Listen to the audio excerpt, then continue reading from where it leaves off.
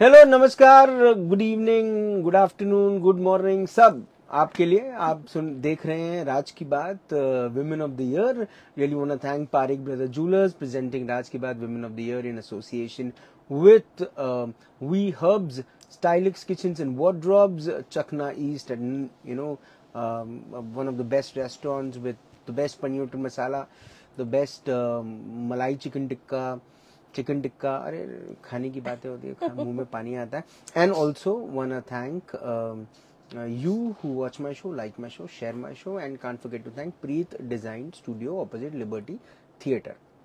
मेरी आज की मेहमान है, she is an event manager, she is a mother, a wife, a daughter-in-law, and most importantly one of the first viewers of राज की बात। जब राज की बात शुरू हुआ था कोविड के दौर में, तब ये थी जो मेरा शो देखती थी, और ये एक मेरे लिए एक प्रेरणा स्रोत हैं। Please welcome my women of the year, Jayashree Nair. Hello Jayashree, कैसी हैं आप? मैं ठीक हूँ सर, थैंक यू। अच्छा, अब सबसे पहले मैं आपकी जर्नी जानना चाहूंगा कि जयश्री ने लाइफ में क्या सोचा, क्या समझा, क्या पाया, क्या खोया, और कैसी चली है जिंदगी। फर्स्ट ऑफ ऑल मैं आपको थैंक्स कहना चाहूँगी सर कि आपने हमें यहाँ इनवाइट किया। वुमेन ऑफ द ईयर का एक जो टाइटल था वो, उसके लिए मैं सही में दिल से शुक्रिया करूँगी, क्योंकि आपके शोज देखती हूँ और लगता है वुमेन्स के लिए दिल से जो रिस्पेक्ट रहती है वो दिखता है। वुमेन्स के लिए अगर कोई शो करे तो ये मेरे लिए बहुत बड़ी बात है, क्योंकि वुमेन्स की रिस्पेक्ट करना मुझे ऐसा लगता है हर एक आदमी का मजबूरी है। नहीं सर, मजबूरी नहीं, उसको करना चाहिए जी, क्योंकि वो भी एक वुमेन से ही इस दुनिया में आए हैं। बिल्कुल। तो मुझे ऐसा लगता है कि हर एक वुमेन्स की रिस्पेक्ट होनी चाहिए। अगर जर्नी के बारे में बात करें सर, तो ऐसा है कि मैं एक मिडिल क्लास फैमिली से बिलोंग करती हूँ। मेरे डैडी जो थे गवर्नमेंट सर्वेंट थे, मतलब ऑलमोस्ट हमारी पूरी फैमिली गवर्नमेंट सर्वेंट थी। और वो समय में पता है आपको कि फैमिलीज बहुत बड़ी रहती थी, जॉइंट फैमिली में रहना। हम 6 बहनें थे और डैडी को वो समय बहुत स्ट्रगल करना पड़ा था। उन्होंने एजुकेशन दिया, ये मेरे लिए बहुत बड़ी बात थी, क्योंकि उस समय इतना सामंजस्य बनाना परिवार में, और बड़े होने के बाद में जिम्मेदारियां भी बहुत रहती है। और ऐसी फैमिली से बिलोंग करती हूँ जहाँ रिस्ट्रिक्शंस बहुत थे जी। जहाँ पर मुझे मतलब हम 6 बहनें होने की वजह से हमको इतने रिस्ट्रिक्शंस थे, किसी लड़के से आपको बात नहीं करना है, 6 बजे के पहले आपको घर आना है। और मुझे स्पोर्ट्स बहुत पसंद था बचपन से ही, तो मैंने डिस्ट्रिक्ट लेवल पर कबड्डी खेली हूँ, यूनिवर्सिटी मैचेस खेली हूँ कबड्डी की। और मुझे स्पोर्ट्स बहुत पसंद है, और आज भी अगर कहीं हमारे चर्च में इवेंट्स वगैरह होते हैं, स्पोर्ट्स होता है, तो मैं बिल्कुल बढ़ चढ़ के उसमें पार्टिसिपेट करती हूँ। शादी के बाद जब 15 साल आप देते हो अपने परिवार को, अपने पूरे मतलब डेडिकेट कर देते हो आप जो हो, खुद की जो आपकी पहचान है आप उसको पूरा भूल जाते हो। सपने तो बहुत थे कि मैं आर्मी में जाना चाहती थी, बट हाइट नहीं मैच किया, तो वहाँ एक सपना टूट गया मेरा। उसके बाद मुझे शादी तो कभी करना ही नहीं था, क्योंकि मेरे पेरेंट्स की ऑलमोस्ट लव मैरिज थी, तो उनको देख के मुझे कभी नहीं लगा कि मैंने शादी करना चाहिए, लव मैरिज करना चाहिए, अरेंज भी नहीं करना चाहिए। और एक ऐसा समय आया कि मुझे ऐसा लगा जैसा कि मुझे नन बनना था, कि अगर मैं देश सेवा ना करूं तो मैं समाज सेवा जरूर करूंगी। तो मुझे नन बनना था, बट वहां भी मतलब डिसअपॉइंटमेंट हुआ कि जब मैं गई और सिस्टर से बात हुई, फिर मैंने अपने डैडी से बात शेयर करी, तो डैडी को 6 लड़कियां होने के बाद भी वो नहीं चाहते थे कि मैं उस फील्ड में जाऊं। तो वहां पे भी मेरा सपना टूट गया। फिर आए मेरे हस्बैंड, फिर हमारी शादी हुई। फिर वहाँ पे भी रिस्ट्रिक्शंस थे, वहाँ पे भी इतना सब कुछ ओपन माइंडेड नहीं था। मेरे हस्बैंड साउथ इंडियन है, मलयाली है, और उनकी भी सोच थोड़ी मतलब समझ सकते हैं आप 80s की सोच में जैसा वो जी रहे थे। फिर शादी के पहले 1 मंथ बिफोर मुझे इंटरव्यू कॉल आया था पुलिस ट्रेनिंग का। मेरे बैच के सभी ऑलमोस्ट सभी पुलिस लाइन में है, और मेरा वो मिस हो गया, क्योंकि उस चीज के लिए भी मुझे परमिशन नहीं मिली थी, क्योंकि मेरी शादी थी आफ्टर 1 मंथ। तो वो भी मेरा सपना वही टूट गया। फिर मैंने 14-15 साल मैंने अपनी फैमिली को दी, मेरे बच्चे बड़े हो गए। मेरी अभी 19 ईयर्स ओल्ड डॉटर है जो BBA कर रही है, 2nd ईयर में है, और मेरा बेटा है जो अभी 10th में है। तो 14 साल में मुझे ऐसा लगा अभी बच्चे बड़े हो गए, वो कुछ कर सकते हैं, वो अपने आप को संभाल सकते हैं। मैं तो उनकी फ्रेंड थी, बट मुझे ऐसा लगा कि अभी कुछ करने का समय है। तो मैंने चर्च के एक्टिविटीज में पार्टिसिपेट करना चालू की। एक मेरा सोशल वर्क का जो सपना था, तो मैंने उसके थ्रू मैंने अपना पूरा की। फिर बाहर जाने का मौका मिला, हस्बैंड ने परमिशन दी, मुंबई वसई जाके आए सोशल वर्क के लिए। देन वहां से उसके बाद में मैंने एक ब्यूटी पेजेंट का देखी थी, एक एड आया था फेसबुक पे। तो मेरा फर्स्ट डे था जहां मैंने मेरे हस्बैंड को सरप्राइज देना चाहती थी। मैंने उनको विदाउट परमिशन, विदाउट कुछ बोले मैंने पार्टिसिपेट की। मैंने ऑडियंस अपना ऑडिशन देकर आई, और जब मेरा सिलेक्शन हुआ तो मेरे हस्बैंड ने बिल्कुल नहीं बोल दिया, क्योंकि फैशन इंडस्ट्री से आप भी पता है आपको, फील्ड कुछ लोगों की वजह से वो फील्ड खराब हो गया। इतना खराब नहीं है, अगर आप अच्छे हो, सही हो, तो कोई भी फील्ड में हम बोल नहीं सकते गलत है, बट कुछ लोगों की वजह से वो फील्ड खराब होगी। और मेरे हस्बैंड को शायद किसी से रिव्यूज आते गए कि वो फील्ड अच्छी नहीं है, ये नहीं है, तो मेरे हस्बैंड का टोटल उस चीज के लिए बिल्कुल भी नहीं था। और मैंने वो समय प्रोटेस्ट करी सर फैमिली में। सीरियसली पेरेंट्स का तो मुझे सपोर्ट था, मेरे इन लॉज नहीं है इस दुनिया में, बट वो समय मेरा हस्बैंड ने बहुत ही, मतलब उस चीज के लिए मैं बहुत ये हो चुकी हूँ, मुझे नहीं तो नहीं था, बट अगर मैं वहां हार जाती थी तो मैं हमेशा के लिए हार जाती थी। मुझे लगता है मैं यहाँ तक नहीं आती थी, मेरा सपना पूरा नहीं होता था। तो फिर मैंने वो समय बहुत प्रोटेस्ट की, मैंने वो इवेंट की, और वो फिनाले आते आते आते उन्होंने एक्सेप्ट कर ली वो चीज को। बट उनका वही था कि इसके बाद क्या, इसके बाद क्या है, तुम्हारा करियर क्या है, तुम्हें चलो बन गई, विनर बन गई, तुम कुछ बन भी गए, तो उसके बाद क्या है, क्या करोगी। बट एक्चुअली उसके पीछे भी एक रीजन था मिसेज इंडिया में पार्टिसिपेट करने का, कि जो मेरी चर्च की जो महिलाएं थी जी, हर एक, आप कोई भी समाज में देखिए, हर एक कैटेगरी के, हर एक क्लास के आपको लोग मिलेंगे। कोई मिडिल क्लास फैमिली है, कोई गरीब है, कोई मेड है, कोई वर्किंग वुमेन है, कोई टीचर है, कोई डॉक्टर है। तो ऐसी महिलाओं के लिए जब हमारे चर्च में एक प्रोग्राम कर रहे थे, वहां पर मैंने ऑर्गेनाइज बोले या फिर सुपरवाइज की थी उसको, डांस प्रोग्राम। वहां पर हर एक कैटेगरी की महिलाओं ने पार्टिसिपेट, उसमें मेड भी थी, उसमें टीचर थी, उसमें नर्स थी। तो मुझे ऐसा लगा कि मैं ऐसी महिलाओं के लिए कुछ कर सकती हूँ। तो रहता ना सर, आपके पीछे जब तक आपका किसी का हाथ नहीं रहता, या फिर आपको किसी चीज का सपोर्ट नहीं रहता, या फिर आप कुछ नहीं रहते हो, तो आपको कौन पूछेगा। तो मुझे ऐसा लगा कि चलो एक विमेन एम्पावरमेंट के लिए बहुत अच्छा है, अगर आप विन कर जाऊंगी तो कुछ मुझे किसी का सपोर्ट मिलेगा, तो मैं ऐसी महिलाओं के लिए कुछ गृह उद्योग या कुछ ऐसा ला सकूंगी। तो ये मेरे सपने थे, उसके पीछे इंटेंशन था। वो भी मेरा वहाँ पर विन नहीं की, एक सबटाइटल जीती थी, वहाँ पे भी मेरा सपना चूर चूर हो गया, टूट गया। बट मैंने हार नहीं मानी, थोड़ा डिप्रेस रही हूँ, बहुत सारे महीनों में मैं डिप्रेस रही हूँ, क्योंकि होता है ना, आपको कोई सपोर्ट नहीं रहता, आप एक मिडिल क्लास फैमिली से, आपको दूर दूर तक इस इंडस्ट्री से, ऐसे लोगों से कहीं भी कनेक्शन नहीं है, और वहां पर आपके सपने टूट जाते हैं, जहाँ आप अपने हस्बैंड, अपने लाइफ पार्टनर से लड़ रहे हो वो चीज के लिए, तो वहां तो मेरे पूरे सपने टूट गए थे।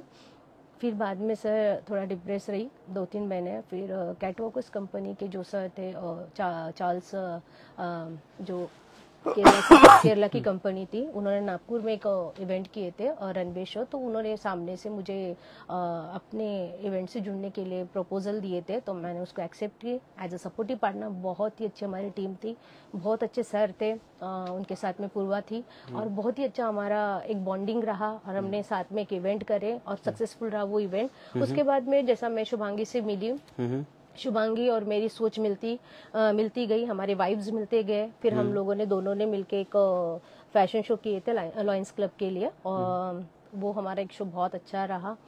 और वहाँ पर मेरी और शुभांगी की जो बात हुई, जैसा हम दोनों ने सोचे थे इन फ्यूचर हम लोग कुछ करेंगे, महिलाओं के लिए ऐसा कुछ इवेंट ऑर्गेनाइज करेंगे, हमारी कुछ इवेंट कंपनी करेंगे करके हमारी से प्लानिंग्स थे। फिर सामने से प्रपोजल आया वेरोनिका का, फिर हम लोग एज एसोसिएट पार्टनर से जुड़ रहे थे।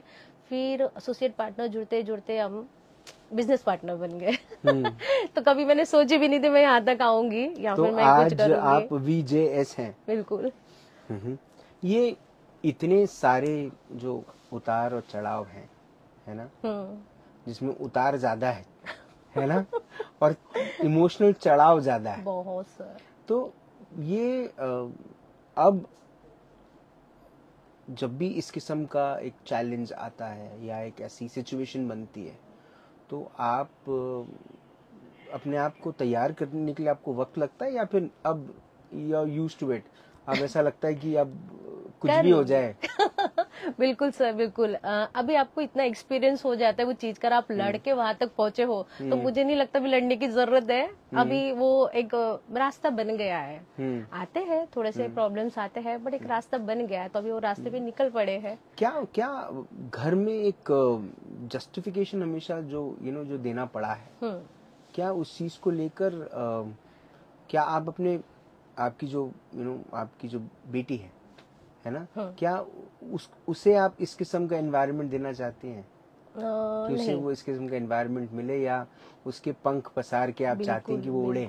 जो मेरे सपने थे, जो बचपन से मैं बहुत अच्छी क्लासिकल डांसर बनना चाहती थी, मुझे भरतनाट्यम बहुत पसंद है। उस समय मैं टीवी लगा के मैं सिर्फ वहां से देख के सीख सकती थी, क्योंकि मेरे डैडी इतने ये नहीं कर सकते थे कि वो मुझे डांस क्लास लगाए। उस समय उतना नहीं था डेवलप, तो मैं एक क्लासिकल डांसर बनना चाहती थी, मैं एक सिंगर बनना चाहती थी, मैं सब कुछ बनना चाहती थी, मैं एक स्पोर्ट वुमन बनना चाहती थी, बट वो नहीं हो सका। पर मेरा पूरा फ्रीडम है, मैं अपनी बेटी की बहुत अच्छी दोस्त हूँ, हर बात शेयर करते हैं हम लोग, हर समय हर जगह जाते हैं।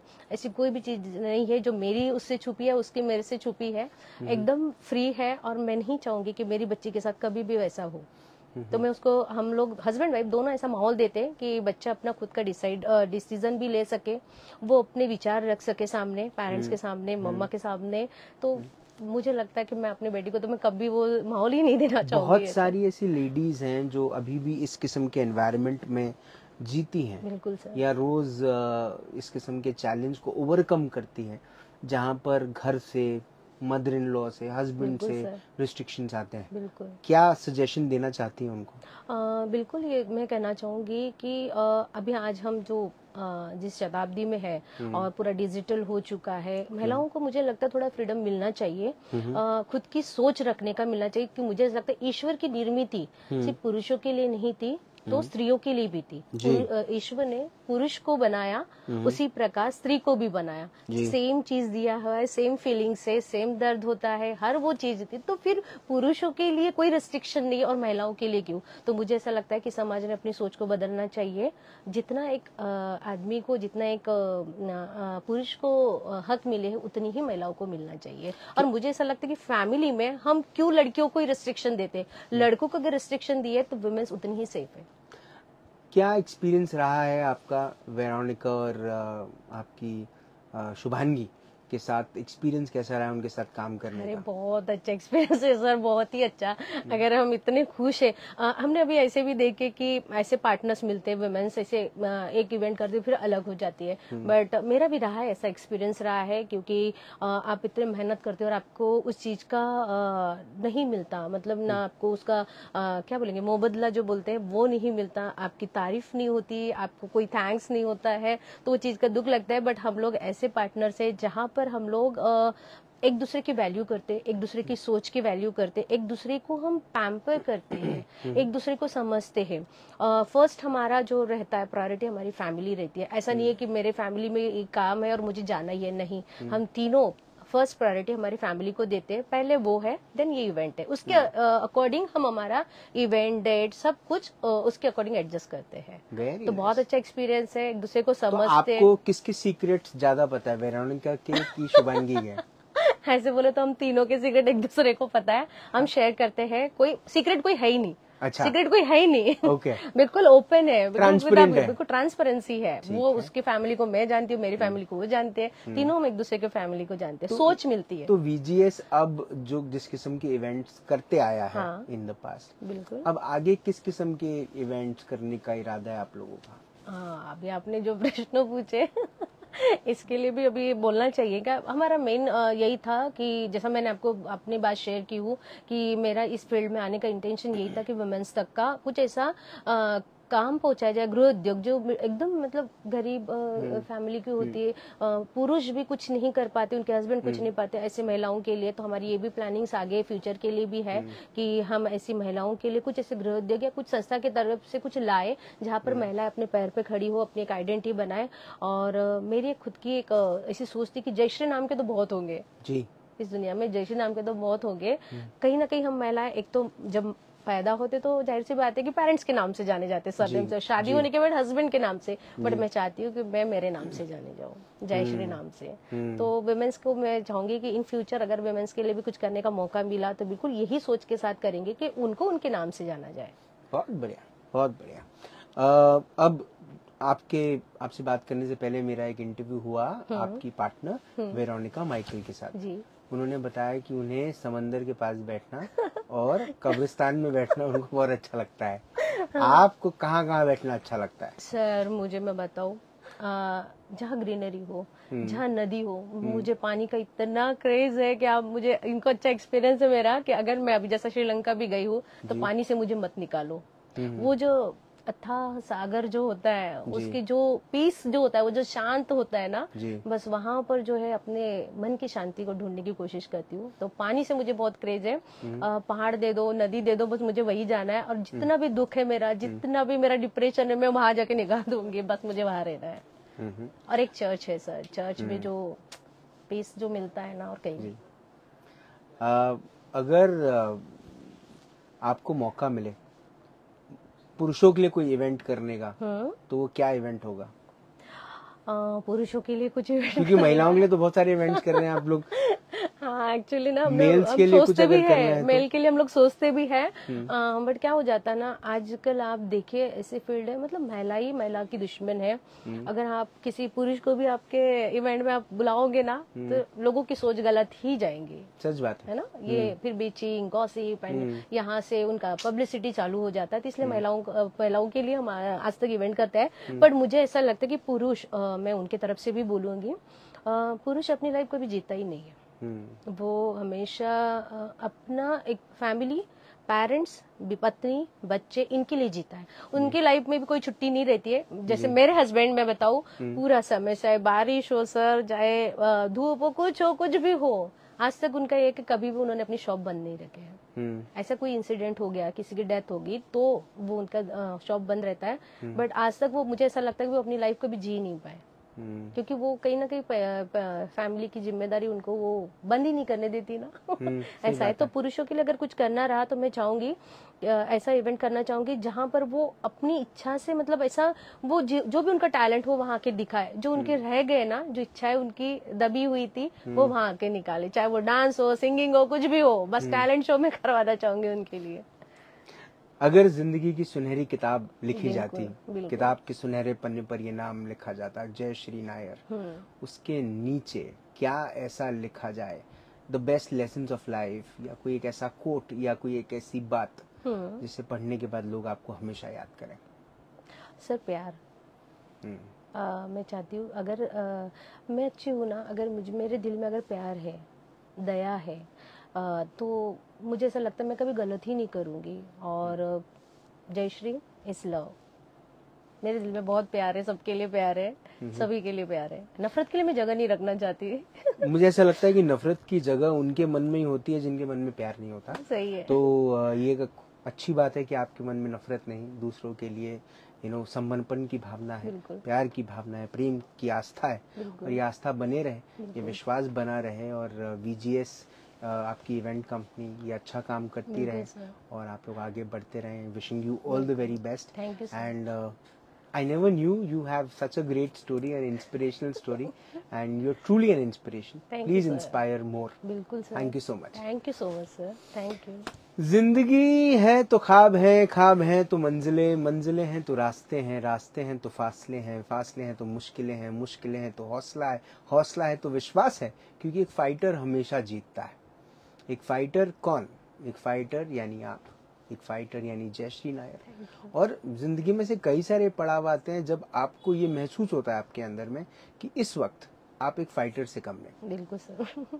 You are competing with time, you are competing with your very own people, और उन्हें ओवरकम करना बड़ा मुश्किल है। बिल्कुल सर। दुर्भाग्य की बात यह है कि हमें ना बाहर दुश्मन ढूंढने की जरूरत नहीं है। हम यही मिल जाते हैं, घर में ही रहते हैं, घर में ही किसी न किसी कोने में मिल जाते हैं। लेकिन कई बार वही हमारे इंस्पिरेशन का केंद्र भी बन Reason, जाता है yes. और हम इसीलिए आगे बढ़ते हैं। बिल्कुल सर, अगर वो जयश्री- नहीं होते तो बिल्कुल यहाँ तक नहीं आती। जयश्री नायर की कहानी आप सब तक पहुंचे, आप ये कहानी को शेयर भी कीजिएगा, दूसरों तक पहुंचाइएगा भी, और ताकि और भी महिलाओं को ये प्रेरणा मिले कि आपके सामने बहुत सारे ऐसे चैलेंजेस आएंगे, लेकिन अगर आप उसे ओवरकम करना चाहते हैं, अगर आप चाहते हैं तो ओवरकम हो जाएंगे। आपसे फिर होगी मुलाकात इन राज की बात, तब तक जिंदा रहें। जय हिंद।